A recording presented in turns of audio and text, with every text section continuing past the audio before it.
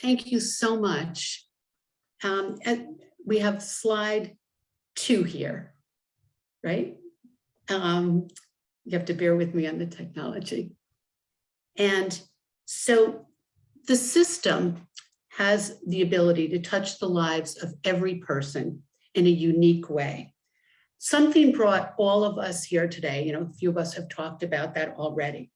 We all know at some level how impactful this system is. So before we begin, we are asking each of you to connect with that personal why now.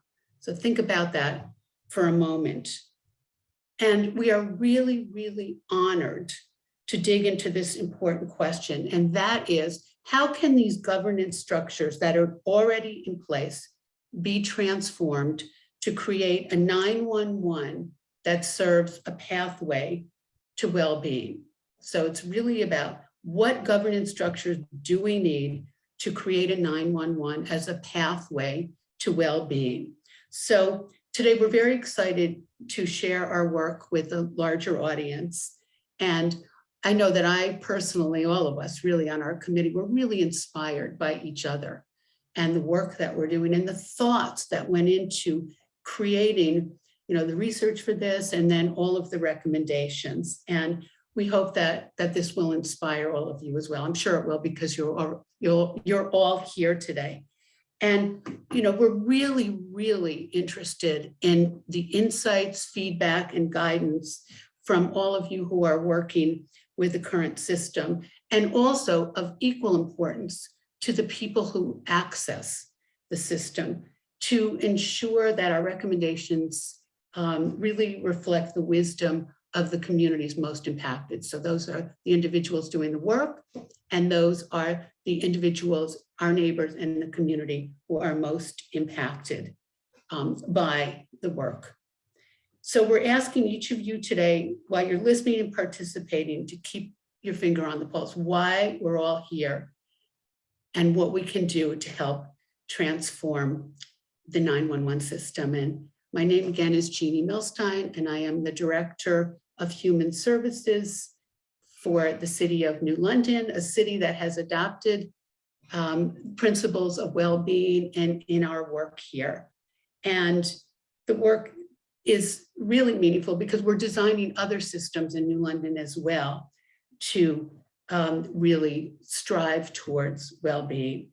And, as a longtime public servant, I've spent almost 40 years working in government. And so I see how services are delivered in the community and in our neighborhoods and into individuals. But I also spend a lot of time doing systemic reform and at the state legislature. So I really understand the structures that govern a system from the top that determine outcomes for people impacted by the system. So we have governance at the top, and of equal value and equal importance is voices from our neighbors and how we go forward with this work and always striving towards well-being. And so now I'm so honored, and it's been such a pleasure, and I can't wait to meet him in person someday. All of you, Jerry Clayton, who I've learned so much from, and he's such an inspiration, and he's so passionate about this work. And Jerry, you go ahead and introduce yourself, because if I introduce you, I'm going to be here all day talking about you. Jeannie, thank you so very much. It's been an honor and a privilege to co-chair this with you and with Stephanie. We're going to miss her today in this session, but her contributions and her work has been tremendous, as has yours. Again, my name is Jerry Clayton. I'm the sheriff of Washington County. I'm serving in my fourth term, and that's Ann Arbor, Michigan, for those that don't know. A lot of things bring me to this space. What is important in terms, as I said before, about this transfer of 911 work is that we're a full service sheriff's office, which means we have some responsibility. We have all the responsibility for emergency communications. So we do emergency management, and we have Metro Dispatch, which covers most of our county. And I'll tell you, I've had that responsibility for the entire time I've been in office. But it is really when I started to dive into the work and learn from Rebecca and other folks about the complexity of the work, and more importantly, the history of 911, where it's really awakened me to, I've always understood the value that communicators bring to this system. I love what Julian said about being first responders. They are the first responders. I think we have neglected them in this sense, that we have not provided them all that they need to be as successful as they can. So when asked to participate in this Transform 911, it was a no-brainer.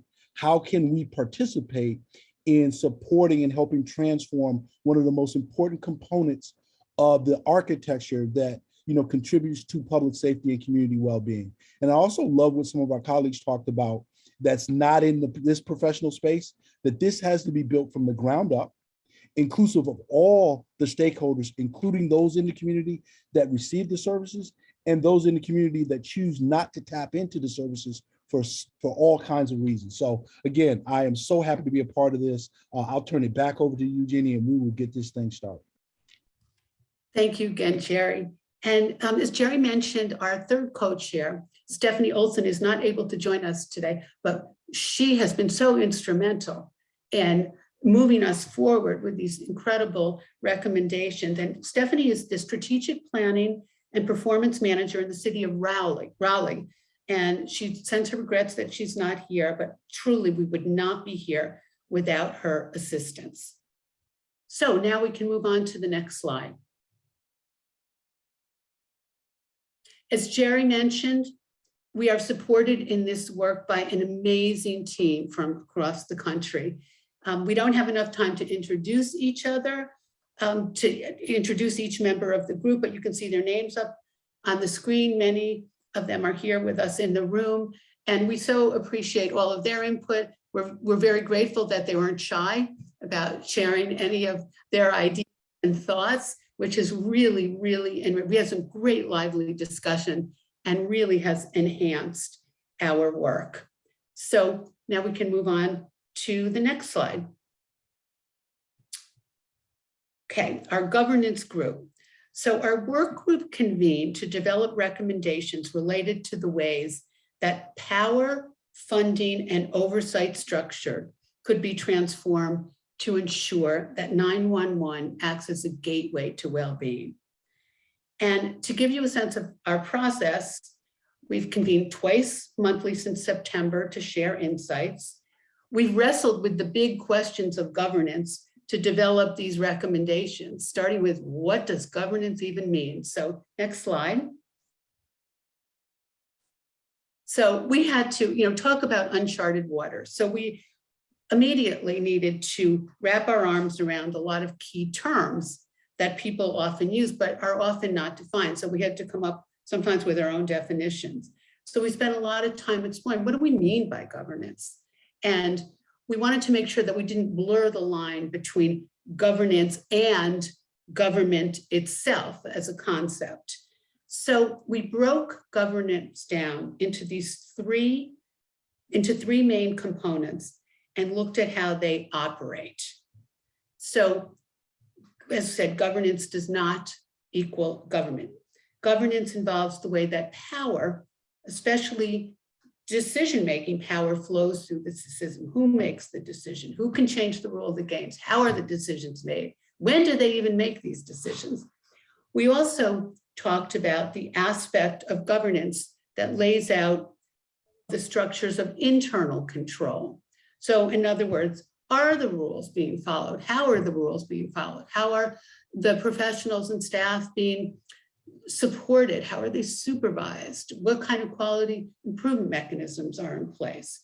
So those internal controls were also really important. And finally, we looked at the role of funding in the execution of governance and what structures are set up to support the funding of the system. And you see that we have people from all over the country. I see there's like 114 people on this call. There's probably 114 different models of governance. And I would say different funding streams as well. Maybe not that many, but the point is that we're all over the place. And as I mentioned, we learned very early that each of these components vary very, very significantly from jurisdiction to jurisdiction. Next slide. Great research. So we were very excited. We thought we're going to learn about all the best practices around the country. We have the top researchers in the country helping us, with our work. And when I tell you, our researchers, I can't thank you enough. We're so indispensable to filling out the picture of just how difficult it is to rely on evidence base in this work. So once again, we're back to uncharted territories and uncharted waters. The governance of the system isn't a common theme in academic literature or peer-reviewed evidentiary documents. So we're pioneers in space, depending on where you live. We're uncharted waters. We're, out looking at the prairie. And we, again, what may appear to be a national system, I always thought it was, from the outside, is in fact a collection of thousands of individual agencies working more or less independently, even in our small state. And our recommendations really, I think, reflect the complexity of the system itself. And we also recognize that one size does not fit all. What works in New London might not even work a few towns away from here. One size does not fit all. And again, I repeat that because I think that's really important. And each of our recommendations need to be carefully considered in the individual context of a given ECC. But having said that, we did, again, thanks to our researchers, we were able to learn about some national trends that helped us focus on our work, including the launch of next-gen 911 systems, spurring improvements and innovations in governance, particularly by encouraging and having more close collaboration and consolidation among ECCs. We also know that there's a significant national barrier posed by the lack of sufficient, reliable, and full public funding of the system.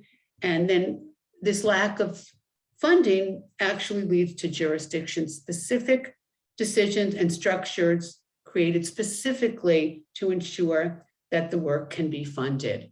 And we'll talk more about this later, but now Jerry is going to walk us through the really important part, and that is the recommendations. Thanks, Jeannie. So we acknowledge that there's a lot of work to do, right? So after much discussion, acknowledgement that we have more to learn, more that we have to assess in terms of the architecture, the system of 911, more to contemplate as we move forward. We did settle on I had some key findings and settled on some recommendations, for this discussion. And I think it's really important that we frame, we're just starting this, right? This is the tip of the iceberg. I know Greg Bloom, he had in the chat and he talked about obviously, aspects of governance involved, money, power, control, those things all fit in this, like local control, and that influences which way we go. We know in the public sector, we oftentimes start things with finances instead of starting with the outcomes. So we know all of that is in the mix. With all that being said, we really distilled our conversations and our discussions amongst our work group members to 4 primary recommendations that I will just hit here at a high level, and then we're going to follow up in greater detail. So commit to federal leadership, right, in creation and implementation of national standards. So there's this acknowledgement, or at least in our group, a discussion around, where does the federal government fit in? And we'll explore that a little deeper. Invest in 911 professionals and community members with power in governance, in decisions, and meaningful opportunities to influence the system. We talked about this from the start, right? You have to build, if we're talking about transforming 911, doesn't it make sense to build it from the ground up, right? Organically, from the people that are receiving the services. So we'll talk a little bit more about that. Establishing standards at the national and state level for how ECCs are run. We're gonna, this is very much parallel to the talk in the police services space. 18,000 or so police departments. We don't have a national police department. We have all these different federal, state, and local agencies, and how does that all come together? Are there national standards? I just had the deja vu moment as we were having these discussions about 911, because it's very much in that same context. And the last one is coordinate among and consolidate ECCs where possible. So we also know this is controversial, right? We just talked about local control. Now we're talking about consolidating ECCs and being a sheriff in an organization and a community where that has happened. We understand the controversy and sometimes the complexity of that. So we'll talk through that. So I'm going to walk through each recommendation, give a little bit more context on each one of them, and then we're going to follow it with input from you. So we're going to use the Mentimeter to hear your thoughts. Jeannie and I will sort of watch as your thoughts come through and comment on it and try to facilitate the larger discussion through your efforts and your work. So next slide, please. So the first recommendation is, this commit to federal leadership in creation and implementation of national standards through a high-level federal position and cabinet level working group. So, there's always this debate: is there too much involvement in government? Is there not enough involvement in government? But we thought as we talked this through, is there a place for something like this? So we already know that at the federal level, responsibility for the 911 system in general falls under the Department of Transportation. But we also know that requires cooperation with and coordination with other agencies at the federal level, including FCC, Department of Homeland Security, Department of Defense. And what we found and what we talked about is without clear lines of accountability, there really is a lack of clarity in terms of where and how the federal government currently can make sure or ensure successful and equitable operation of 911. Regardless of where it is in the country, right? So we kept coming back to, the quality of service you receive shouldn't depend on where you live, work, play, or travel. And where does the federal government fit into this? I see in the chat also talking about including the U.S. Department of Justice. So there are there's so many different components. So the other thing we talked about is a cabinet level federal working group. Is that the right architecture to align funding and messaging, facilitating public outreach for the 911 system? Is that where we need to think about? Is that part of the architecture we need to consider? We also talked about, if you look at in bullet point number 3, the creation of this high-level federal position, something akin, something like a national 911 director or a similar position. Call it what you want, but someone that can lead, coordinate, and ensure, as we said before, the equitable application of, and I think this is really important, nonpartisan national standards. As we think from the local level all the way up as a country, what are the outcomes we want associated with 911 services? And then how do we best get that? And can we have someone at the federal level that is really charged with the responsibility of helping facilitate that? And the last one is the position, can this position incentivize compliance with standards at all levels, right? So is this the position that can actually do that? We believe that we need someone representing the profession at the highest level of government. We think it's critical to representing the interests of the profession and ensuring that, federal level decisions are informed from the perspective of those doing the job. So that person at that level, getting information from the folks that are doing the job and leading in the space at a local and state level, feeding up to that federal working group and that federal and that national director to actually make the case that people that are actually making these decisions actually are doing it from an informed perspective. Next slide, please. So we also, I think all the recommendations are impactful and critical. This one is invest in 911 professionals and community members, or invest them with the power in governance decisions and other meaningful opportunities to influence the system. So what do we mean by that?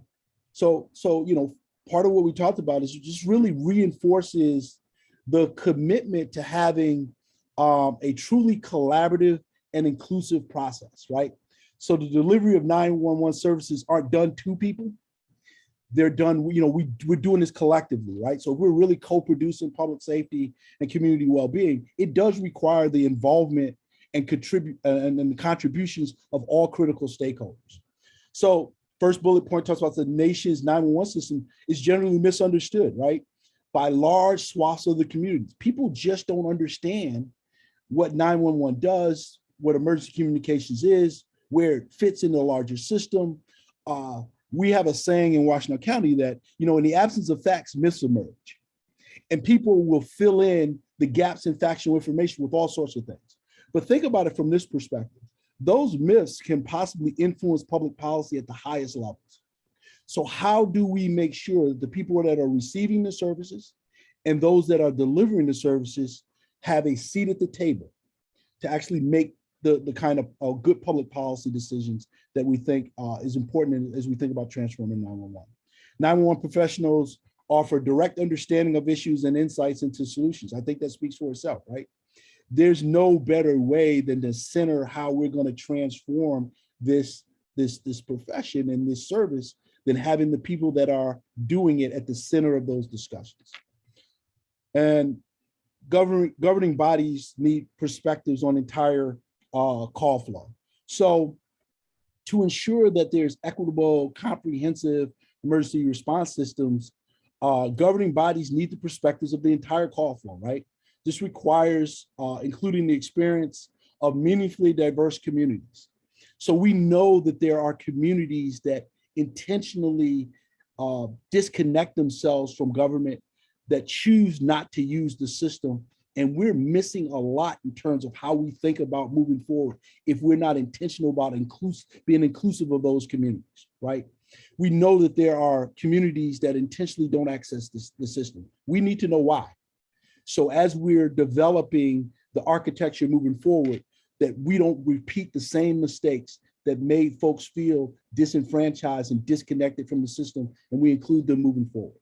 We understand that traditional community engagement is not sufficient to center the voice and experience of communities. That they not only must be given a seat at the table, because oftentimes that'll happen. We give people a seat at the decision-making table, but we must make sure that we create the kind of climate and environment where they feel empowered to actually contribute as they sit at the table. Next slide, please.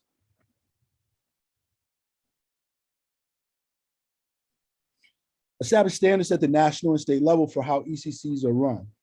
Again, national standards that align operational procedures. The current 911 system we know is decentralized, thousands of individual jurisdictions, essentially operating independently. There is no national standard. So we said without that national standard to align operational procedures and to make sure that communication, coordination between jurisdictions, how do we actually transform 911 on a national level? We think it's really difficult to do that. And again, we've seen this in other parts of the system, right?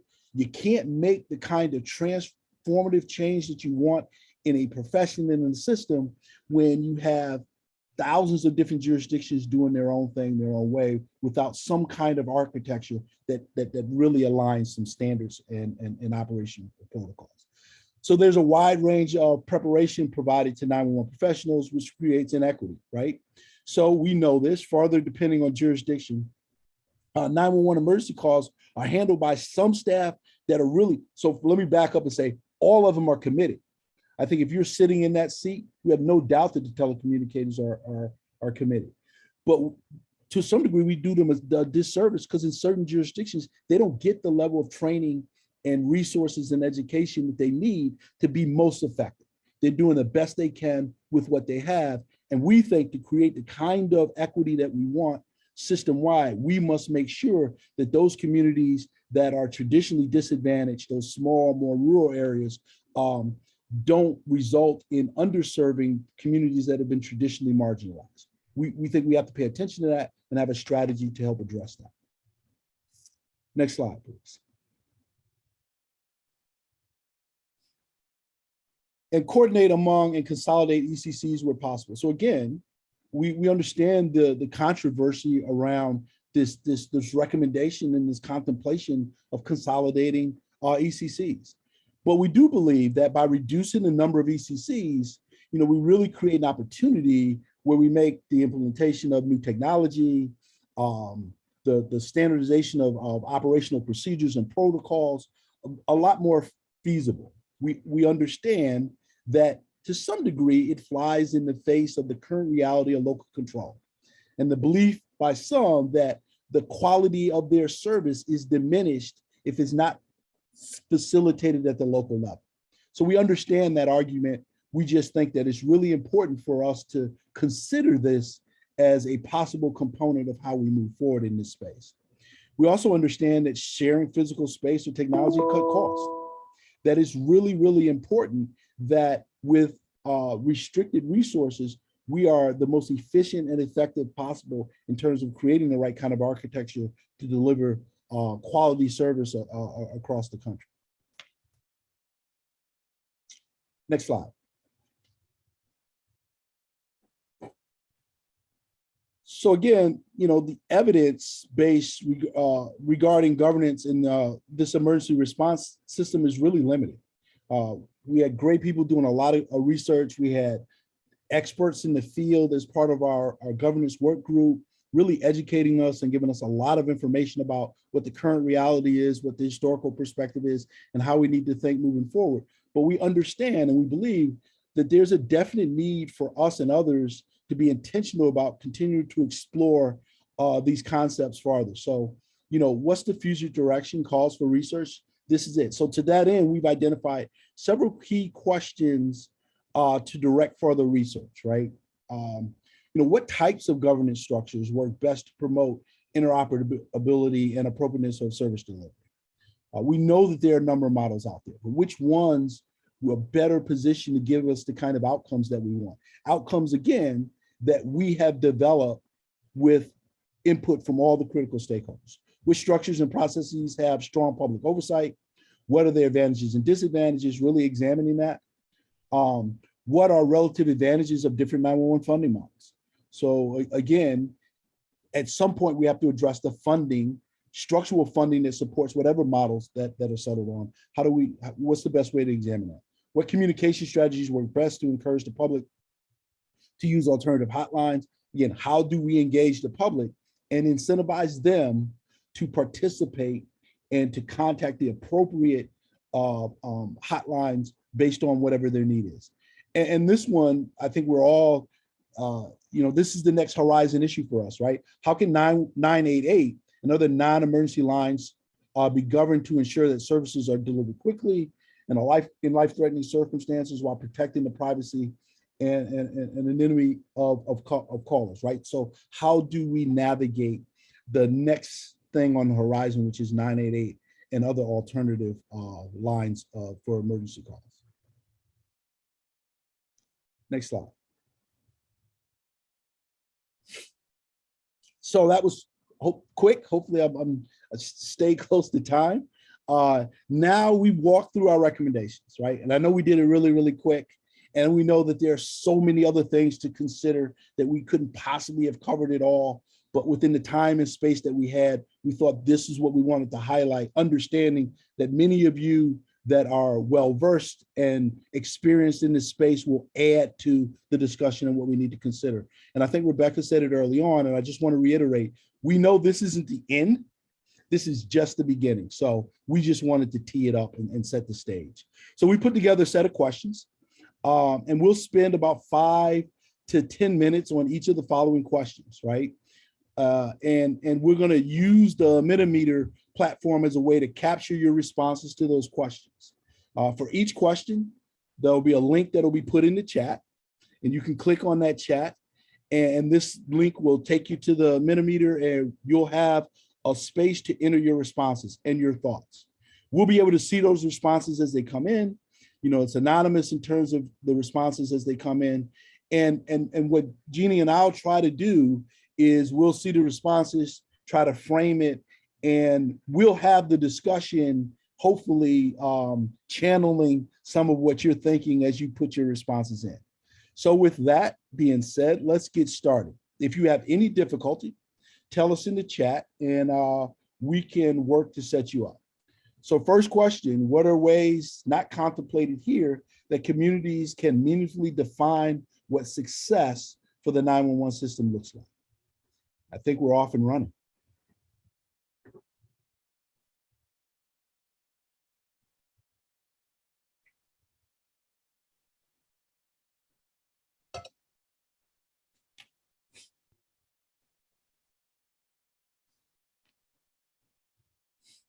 So I see this, the involve the community. It's so important, Jerry. I mean, as we talked about earlier, we need the voice of those who are doing the work and the voice of those who are impacted by the work in a way that's meaningful, as you pointed out, Jerry. I mean, it's not enough to have a seat at the table. You have to have power at that table. So I think, first of all, we would want members of the group to reflect the community. So the diversity of the community, and making sure that we do outreach that's not just, let's put a little ad in the paper and see who responds. We need to go to the faith-based community, say who are some leaders you would recommend, the undocumented community, small businesses in the community, and most importantly, in my view, people with lived experience. Those are really, really powerful voices that I think that I would start with anyway. What do you think, Jerry? Build on that. You mentioned the word architecture a few times, so let's see your architecture at work here.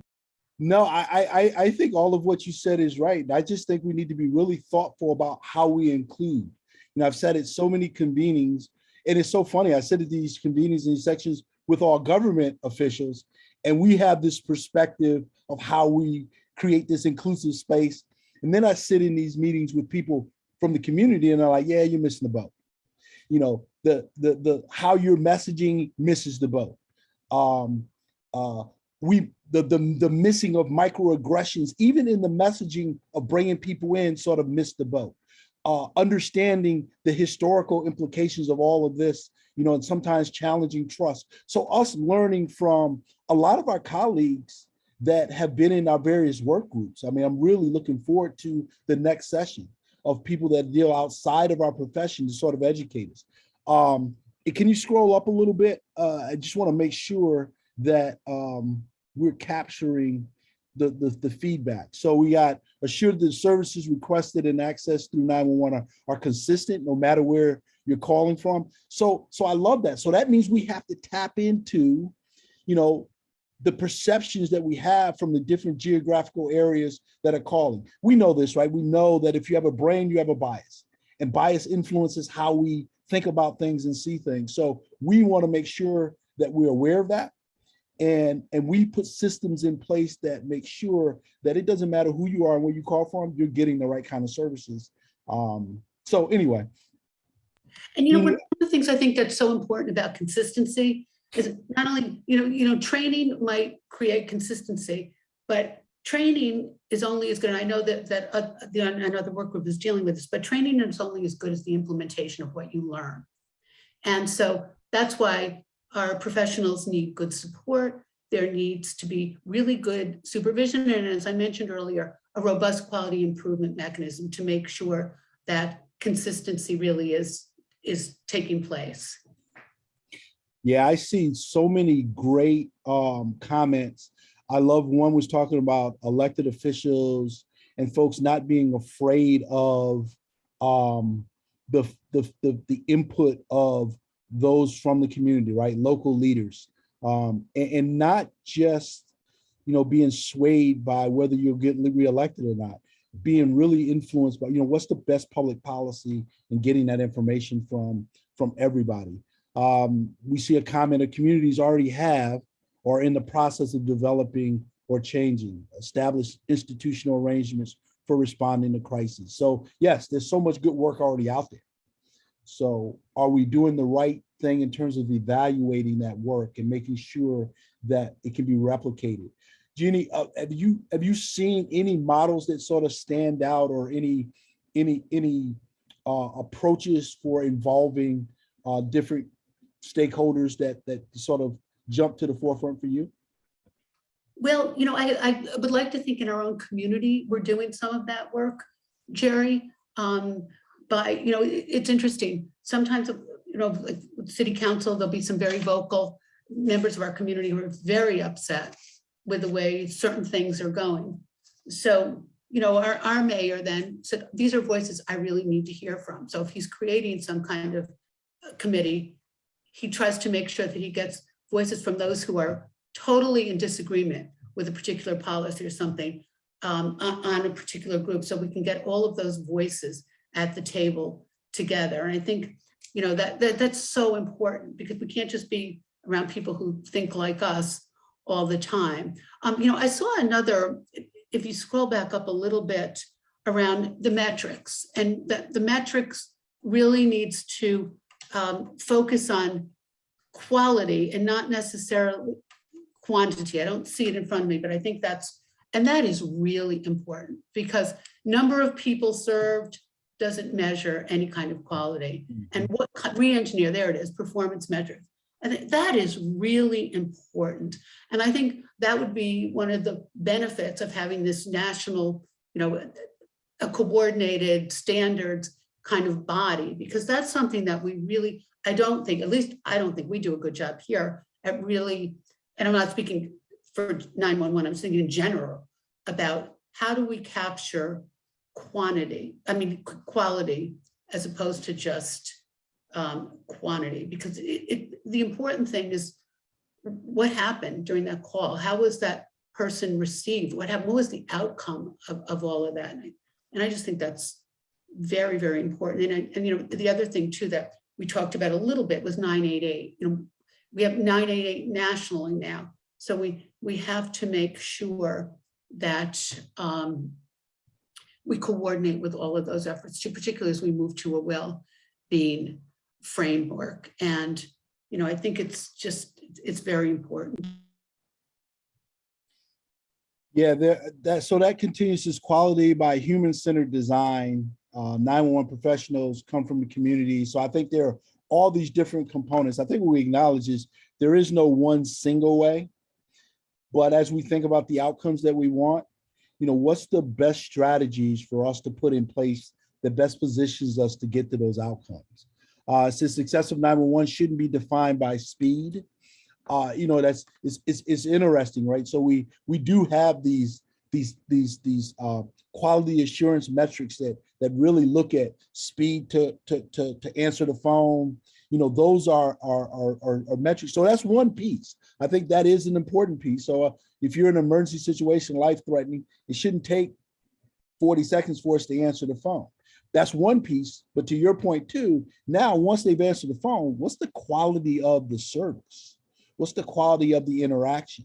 What is the quality of assessing what's the right resource to send? What's the best field responder to send to the scene to address the situation? So I think all of those things are important. This has involved community members in recruiting and hiring efforts. So I love that. That I think is part of what we call the front end accountability. Front end accountability. So if we do those things right, we have community members that have contributed to identifying the outcomes that are also part of the hiring process for who gets hired. I think that's really important as well. And I see a comment here, Jerry, transparency, not a focus on metrics, right? I mean, transparency is critical. And, the fact that so many of us didn't fully understand the whole 911 system and still don't, how do we make sure that there's transparency? And I think part of it is by having people who reflect the community on this, who are empowered to make decisions, and also how we communicate with the public. And that's where oversight comes in. So not only just internal quality improvement mechanisms, but as we're recommending, there has to be robust oversight of, from the outside as well. And I think that will help with transparency. What do you think, Jerry? I agree. I think you have to have, we talk about oversight, and I'm going to say again, I know Barry Friedman and his group at NYU, the Policing Project, really talks about this whole system of front end and back end accountability. I think oversight is important, but a lot of us will settle on the back end accountability, and oftentimes that occurs after the harm has happened. So this front end accountability is, community members and folks being a part of articulating the outcomes we want, the policies that need to be put in place to get to those outcomes, the training, or at least, the telecommunicators and their leadership really do have the expertise, but the community also has the expertise in what they want the service to look like. So integrating that into the training and the hiring. So I think there's so much opportunity for us to be so inclusive of all critical stakeholders to get to the outcomes that we want. I just want to hit one more piece, Jeannie, and see if you have, can you go back a little bit, just back down? I think this is important. A little bit more, stop right there. Okay.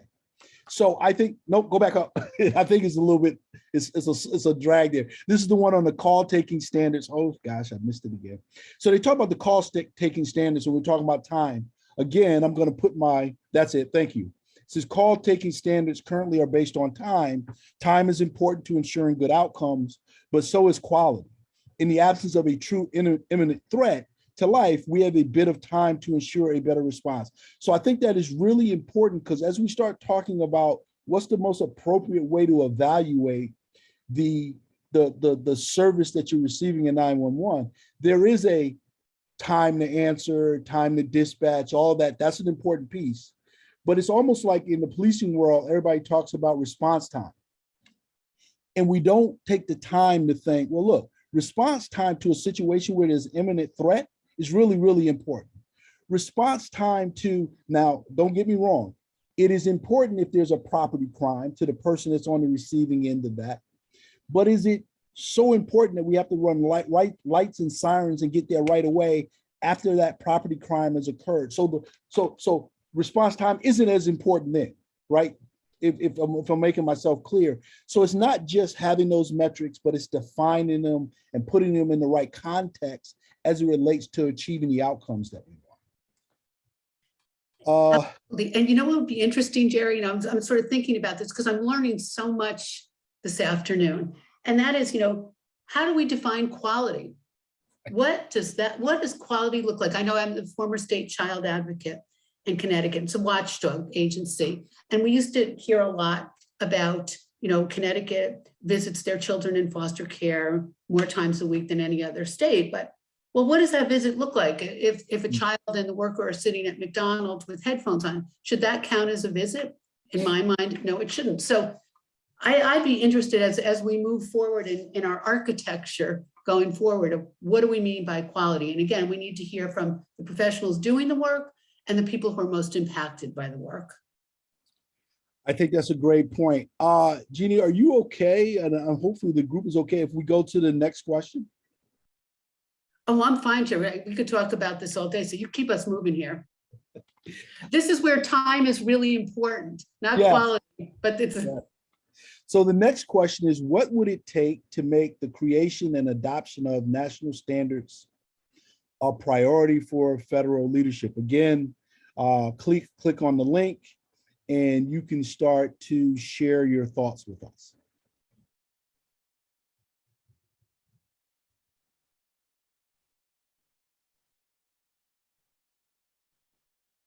Political will. I think we could probably type that one in several times, right?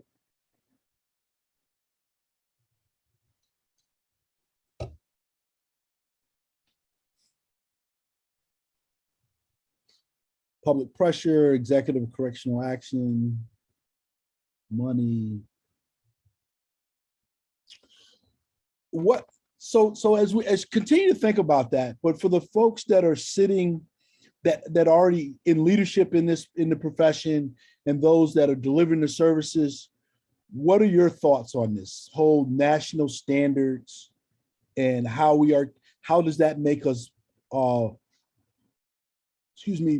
in a better position to deliver the kind of services we all desire? What are your thoughts? What are your feedback? Yeah, I mean, I totally agree with you. Totally agree with you. I mean, these are great feedback. In the chat, John talked about there are multiple good examples of federal interagency committees that bring the best to bear of multiple federal departments and agencies. However, Congress must act to make that a reality. So again, we're talking about congressional action, and we know how we get that, right? It's connected to some of the other comments: public pressure, grassroots pressure, says it won't come from the top down, a cohesive vision of success. I think that, this goes back to what we said before, that cohesive vision has to be inclusive of all of our critical stakeholders, right? You know what else, Jerry? I'm looking at organize, and I think that's really important because, as you said earlier, it's political will, and we have to show that people really care about this and are really concerned in organizing. And I think, a big piece of organizing, and this is the next step for all of us, I hope, which is we have to all have the same message. We all have to have the same 3 paragraphs here as we organize. Talk about consistency. We need to be consistent in our message. I think that will make our advocacy efforts much more effective in getting that political will. So it really, the cohesive vision of success, organizing, focusing, all of these, when you look at connecting dots, each one of these connects to the other and to the work of other work groups as well. Yeah. And then reasons why this data is so critical. That's absolutely right. We have to pull legislators towards a standard-based system. That is absolutely correct. So data, evidence-based practices, consistent messaging, organizing, political will, and public education. Right. Look at, I'm one that needed a lot of public education. Yeah, I think, right, there are models out there where this has been done in other spaces, right? So we can learn from successes in other professions, in other areas. But I think the blueprint is starting to be developed. And I love and because it's happening from the outside in and from the ground up. But what I like about this initiative is it's inclusive of, I'm going to keep saying it, it's inclusive of the critical stakeholders, right? It's not just one path we should follow, but we talk about being organized, being articulate, a strategy and all the things that go along with that. The public education, I love what you said, right? Consistent messaging. So you talked about that, us getting together and having a consistent message around this is what we need, and here's why we need it, right? Here are the outcomes. Here's the value added to this type of work. And I think too, someone brought up about timing. The timing is perfect right now. And a focusing event like this one, I think is really crucial as a lever for change. The timing is right. We've got 988. And I think this is really fantastic to have this focus right now as we move forward. Yeah, just some great comments in 911. Again, another acknowledgement of 911 and emergency communications being the gateway to care. And we need to treat it like that. And I love the way that was framed, the gateway to care. And it's sort of we need to continue to shift our paradigm in terms of why 911 and emergency communication exists.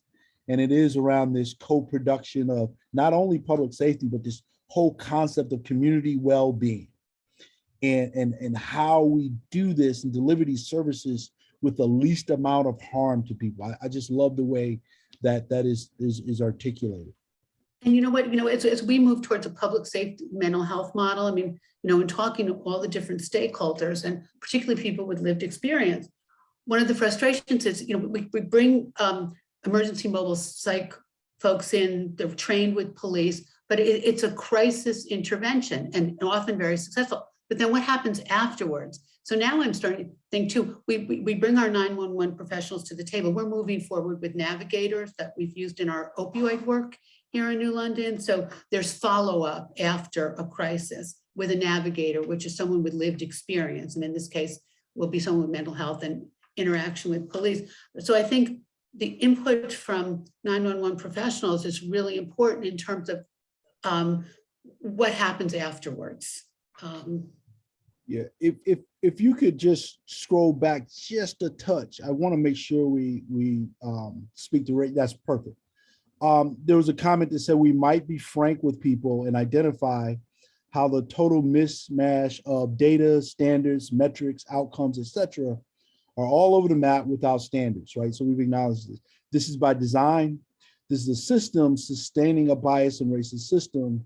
And it talks about organization leading to parity. So, there's a lot to unpack in that, right? Just from the mismatch of data, standards, metrics, definitions, outcomes, because there is no central national approach to this. It's all over the place.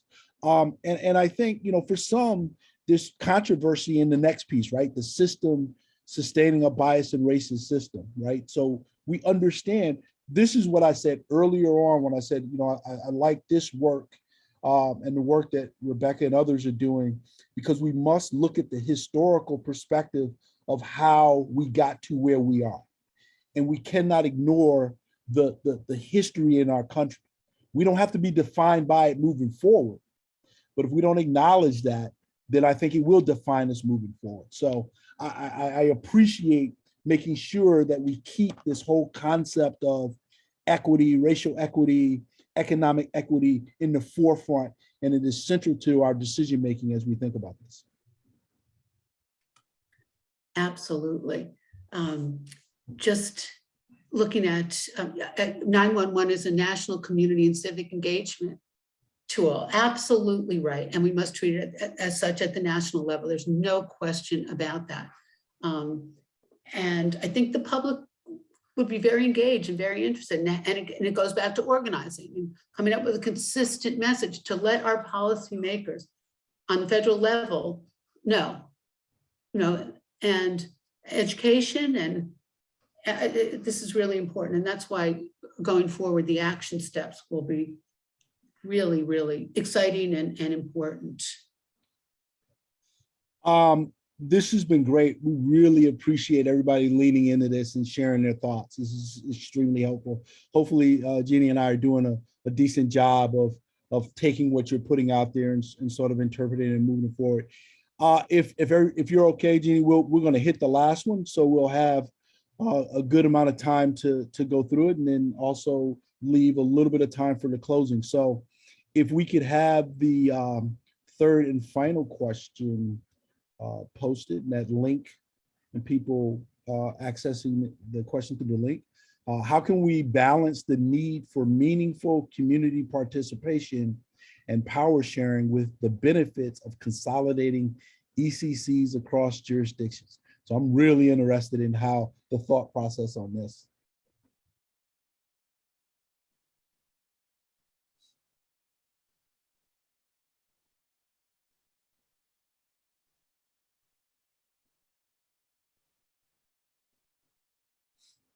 So there's another comment. You know, John talked that there are multiple considerations on consolidation in particular, and we've talked about this in our work with, you know, next gen 911 technologies. There are opportunities to virtually consolidate and share resources, while some physical consolidations might not be necessary. I think that's a great point as we start to reimagine and think about what consolidation actually means. What does it look like? And are we leveraging technology to do that? He also continued, it provides an opportunity to support local control and priorities and open up additional efficiencies and cost savings. That's a great point. It's a great point.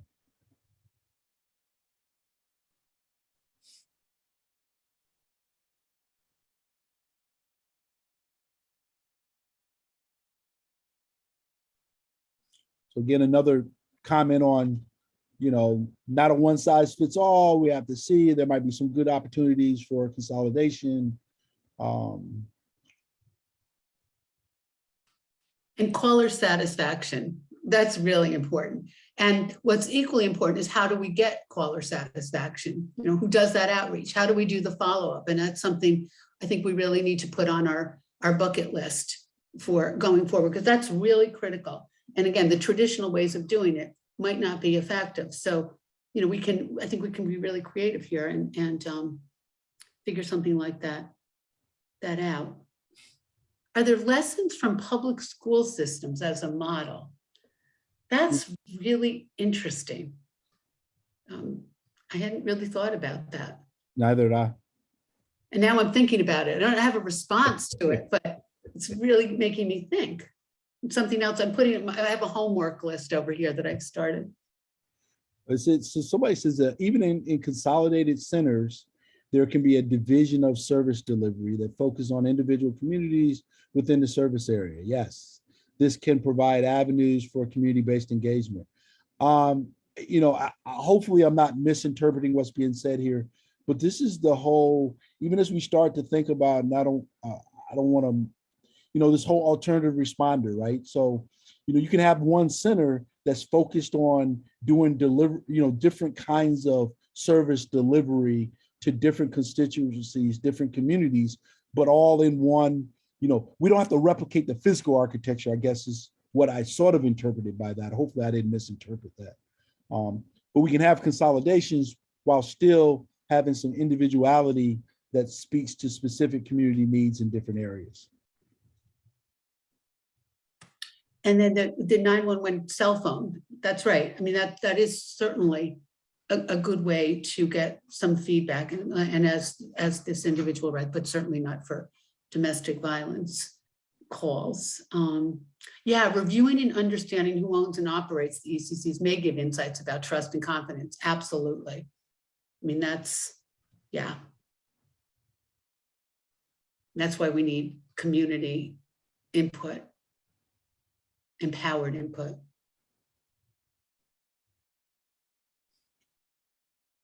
So there's a balance on the technology. Talking about meaningful participation requires ongoing communication, not just relying on chatbots and professional survey companies, but really that human interaction, right? Really following up, and that which creates, I guess, space for real dialogue around the service.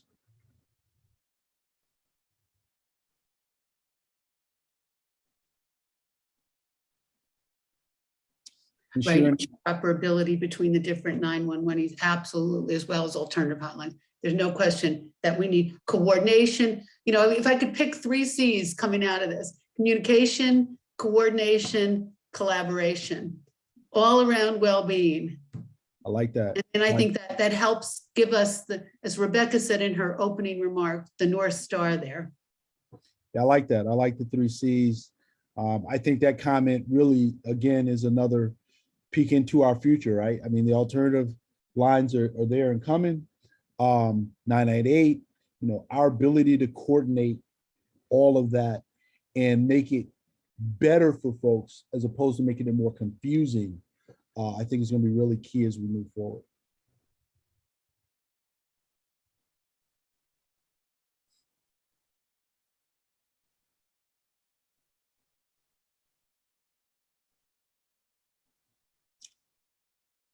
So there's a comment important when considering. Go ahead, Chair. Sorry. Oh, no, I'm sorry. Go ahead, Jeannie. No, go ahead. I was just looking at important when considering coordination and collaboration that there's a mission creep, right? For example, 911 and 918, absolutely. Clear mission of providing mental health crisis response. And I think in some ways, having the professionals sort of cross-train so that it's really understood what each role is, I think would be really important. And again, about communication and understanding and good training. Yeah, and I think expectation. I'm sorry. No, just clear expectation. Now, all I was going to say is I think what has been commented on is exactly right, which is the benefit of having, initiatives such as this, right? Bringing folks together and starting that dialogue in the most thoughtful and deliberate way.